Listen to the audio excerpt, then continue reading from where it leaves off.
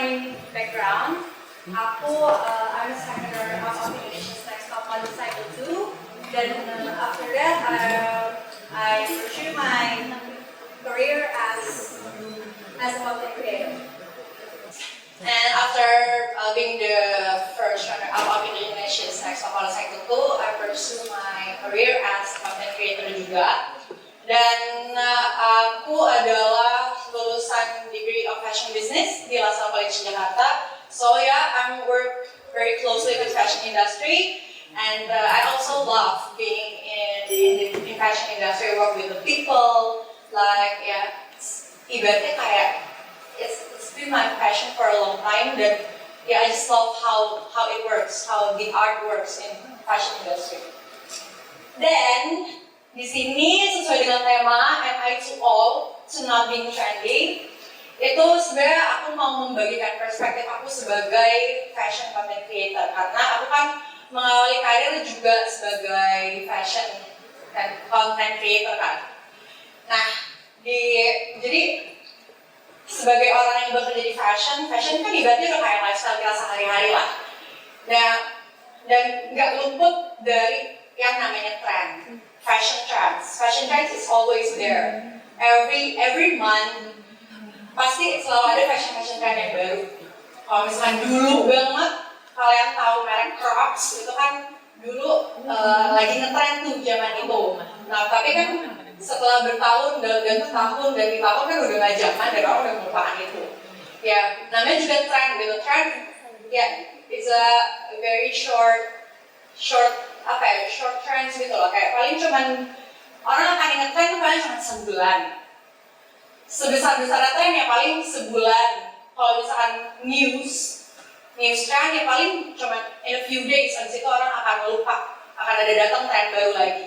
Dan it keeps coming, it never stop.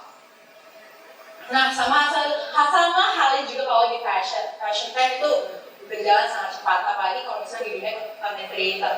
Misalkan di sini siapa sih yang nggak punya akun TikTok? Nggak ada kan? Nggak mungkin. Semua orang kan di sini sekarang lama-lama jadi ngikutin TikTok, karena bisa dibilang TikTok is one of the trend sources for us. Jadi kalau misalnya kita nggak nonton berita, nggak nonton TV, kita main cuma di sosial media, pasti kita cari tren atau kita mau tahu lagi ada apa nih yang happening pasti lewat TikTok. Nggak bisa dipungkiri emang TikTok udah number one social media di Indonesia. Dan aku sebagai orang yang bekerjanya di sosial media juga pastinya harus update tentang tren apa yang lagi happening, sosok siapa yang lagi happening, atau barang apa yang lagi disukai orang-orang yang bisa menunjang untuk konten aku gitu. Tapi balik lagi tanpa disadari ya lama-lama bisa diri sendiri tuh kayak kena FOMO effect gitu loh, bisa fear of missing out. Mungkin kita ngeliat orang ini orang FOMO banget, tapi tanpa kita sadari kita sendiri juga FOMO. Dan orang-orang FOMO tuh orang-orang yang bisa juga insecure, yang gak punya independent self, yang selalu mencari-cari validasi. Kalau gue nggak ikut tren ini, kayaknya gue tua deh, kayak gue gak bisa gabung deh sama mereka, ngobrolnya nggak nyambung kalau nggak ngikutin tren ini, jadi kayak gue kurang asik deh. Itu kan sama aja kayak kalian butuh validasi dari orang. Ibarat kata, misalkan ada tren A, misalkan sendal A dipakai sama artis Korea B, terus tiba-tiba melejit. Terus kalian padahal nggak butuh-butuh banget, tapi karena ngeliat semua orang pakai, sekarang di jalanan orang pakai, kok lihatnya kayak keren ya, jadi kalian merasa gue harus punya itu juga, padahal sebenarnya kalian nggak butuh. Kalau misalkan sendal itu nggak dipakai sama public figure B juga kalian nggak akan beli, nggak akan kepikiran beli gitu. And in human brain, we have shortcuts. Jadi shortcuts itu adalah human brain kita yang bisa membuat decision secara efektif. Contohnya kita misalkan lagi ada di jalan, aku lagi ada di satu jalan, terus di seberang aku juga ada satu rombongan orang rame-rame. Aku jalan sendiri nih. Terus seberang aku banyak banget orang yang jalan bareng-bareng. Pas lagi jalan ngeliatin orang, kok di situ rame banget. Nah pasti langsung shortcuts memori kita langsung kayak, kayaknya gue salah deh jalannya. Kayaknya mereka yang benar deh. Nah itu tuh akan automatically ada di pikiran kita kayak, kayaknya gue salah deh jalan sendirian. Kok yang di sana rame-rame, kayaknya mereka yang jalannya yang benar. Padahal ya tujuan kita beda gitu. Tapi kita kayak mikirnya, kayaknya di situ benar deh. Jadi gue nyebrang aja deh ke sana. Gitu. Nyebrang aja deh, kayak gue salah. Itu namanya shortcuts. Itu yang mendecide kita punya decision tuh, nih kayaknya benar nih.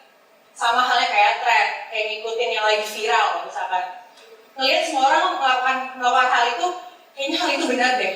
Padahal belum tentu benar, banyak tuh belum tentu benar. Gitu. Dan akhirnya beberapa hari lalu aku punya kesempatan untuk ngobrol sama content creator lain. Jadi aku diundang sama Meta Group yang menghandle Instagram, WhatsApp, Threads. Jadi aku bersama 3 kreator lain dikumpulkan ke kantor Meta untuk berdiskusi nih tentang apa yang kira-kira content creator butuhkan di platform mereka, specifically di Threads. Karena Threads itu kan adalah social media barunya Meta nih, yang masih baru banget nih. Jadi kayak kira-kira butuh apa ya content creator untuk mendukung konten mereka supaya lebih bagus dan bisa dijangkau semua orang. Hingga akhirnya ada beberapa pertanyaan yang menurutku relate banget sama tema hari. Jadi the host nanya, are you guys following the trend or you make the trend?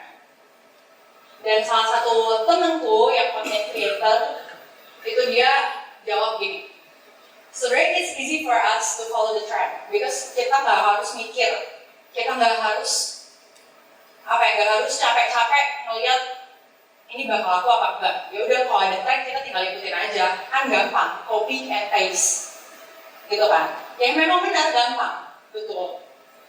Dan aku akhirnya jawab juga, aku akhirnya ngomong juga, aku bilang gini, sebenarnya aku tuh masih agak bingung kalau misalkan di other social media, di one specific word social media ini aku bingung karena ya itu tadi, this platform is a source of trends. Aku ngeliat di situ, maksudnya kita kalau scrolling ya kita udah pasti tahu lah tren apa in that specific social media.